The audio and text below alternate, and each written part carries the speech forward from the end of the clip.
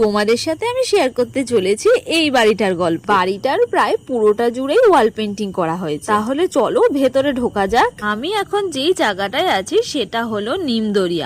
যারা জায়গাটার নাম শুনে চিনতে পারলে না তাদের আর ডিটেলসে বললাম না। এখন কথাটা হলো, আমি আমার চ্যানেলে এই ধরনের পেন্টিং খুব একটা পোস্ট করি। পেন্টিং এর মধ্যে নতুনত্ব আর রিয়েলিস্টিক কিছু থাকলে সেগুলোই পোস্ট করি, আর বিশেষ করে যেগুলো আমার সব থেকে বেশি পছন্দ হয় সেইগুলোই পোস্ট করি। তারপরে আমি ভেবে দেখলাম যে সবার পছন্দ তো এক হয় না, এক একজনের পছন্দ এক এক রকম হয়। কারোর হয়তো এই ডিজাইনগুলো বেশি ভালো লাগবে, তার কারণ রিয়েলিস্টিক ডিজাইনের তুলনায় এই ডিজাইনই বেশি করা। এই রুমটাতে তোমরা দেখলে 4টে দেওয়ালেই কিন্তু কিছু না কিছু পেইন্টিং রয়েছে।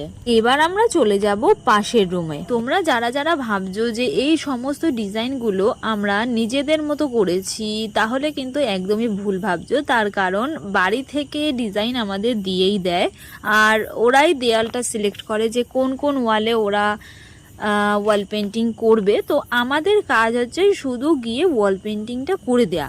তবে এর মধ্যে একটা ব্যাপার আছে, ধরো কোনো ডিজাইন যদি আমার মনের মতো না হয়, অথবা ধরো একেবারেই সেটা খারাপ দেখতে লাগবে করলে, তো সেই ডিজাইনটাকে হয় আমি ওটাকে চেঞ্জ করে দিই, নাহলে আমি আমার মতো করে মডিফাই করে নতুনত্ব মানে যাতে সুন্দর লাগে সেরকম টাইপের ডিজাইন তৈরি করে ফেলি। অবশ্যই এখানে আমাদের পছন্দের থেকে পার্টি কি চাইছে সেটাকেই বেশি গুরুত্ব দিতে হয়। তবে এই সমস্ত কাজে পার্টির তুলনায় আমাদের যেহেতু একটু বেশি এক্সপিরিয়েন্স আছে, সেই কারণে আমরা তাদেরকে সাজেস্ট করতে পারি যে এই ধরনের পেইন্টিং করলে হয়তো আরো বেশি ভালো লাগবে। একটা প্রশ্ন হয়তো তোমাদের সবার মনেই জাগছে যে একটা ঘরে ঠিক কটা ডিজাইন হলে ভালো দেখায়। সেক্ষেত্রে আমি সাজেস্ট করব যে একটা ঘরে কিন্তু একটা ডিজাইনই বেশি, তার বেশি হয়ে গেলেই কিন্তু একটু অড লাগে।